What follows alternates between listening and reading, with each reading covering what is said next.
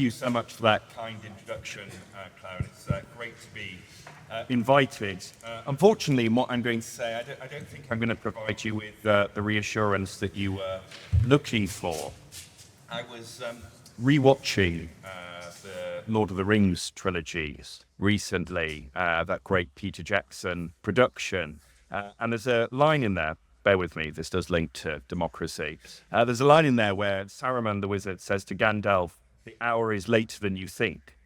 And I think that is where we are when it comes to the state of our democracy. And I'm going to give you three figures which hopefully hammer that point home. They are 31%, 76%, and 62%. Just 31% of the UK public think that democracy is working at the moment. 76% of the public think that the system is rigged towards the rich and influential. And I think most damning of all, 62% of the public don't think that our politicians are up to dealing with the big challenges that our country faces. All in all, there is a deep and pervasive unhappiness with the status quo. And throughout the election campaign, I ran around 50 focus groups.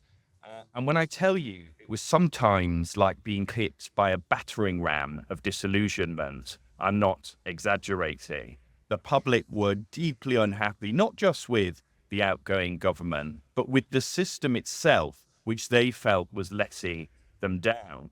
And I think what was so striking and what bears stressing is it wasn't just one group in the public. So I could be speaking to voters in what's become known as the Red Wall in the north of England, in the Midlands, and they would tell me how disappointed they were that promises on levelling up hadn't been kept.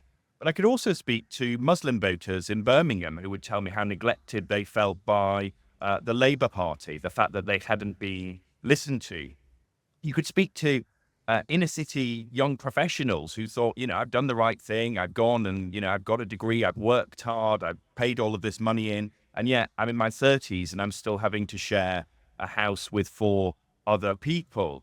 You'd even speak to, people in Surrey in those leafy blue wall seats who would like, something's just not quite right. Although I have to say my empathy slightly drained with the guy who said, and I haven't even been able to turn my hot tub on all summer because of the cost of living inflation. But, everyone experiences this in their own way.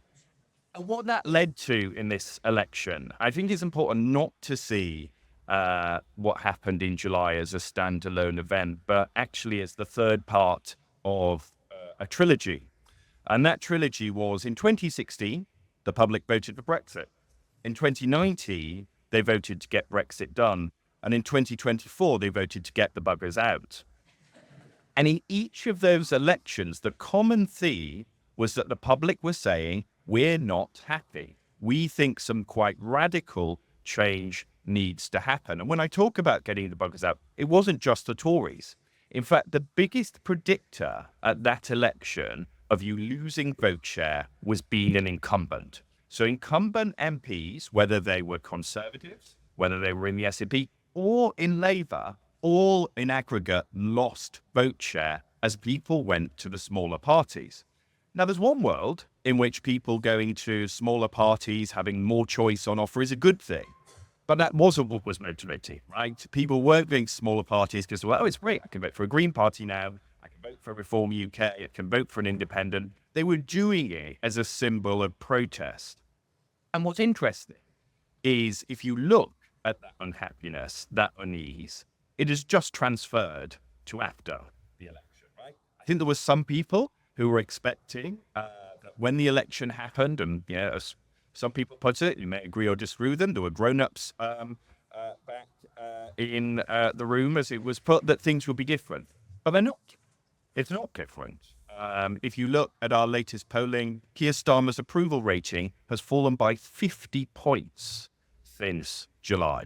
In our last poll, the Conservatives and Labour were tied. That wasn't a result of some great triumph on the part of the Conservatives, who are still at 27%.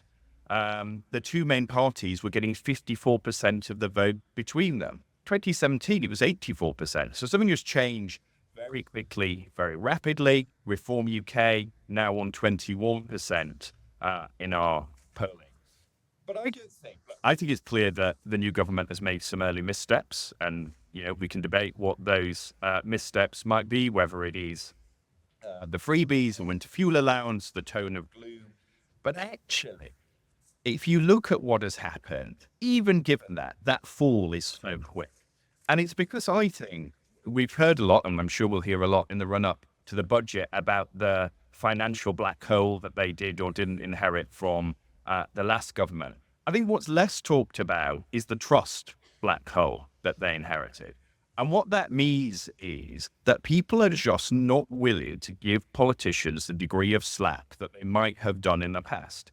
And what we get from our focus groups is people have seen things like the freebies, or they've seen the decision on winter fuel allowance, and they're basically going, oh my God, it's just going to be more of the same, isn't it? We're not going to get that change that we thought we were getting. So what might the panel want to talk about doing that? And I'm conscious I've got about 30 seconds left. I think my job was just to set the scene and leave the answers to others.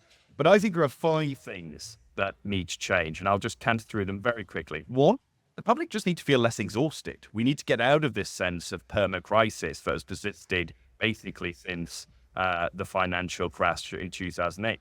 They need to feel like everyday life is less of a struggle, that getting a GP appointment isn't like trying to complete the Hunger Games.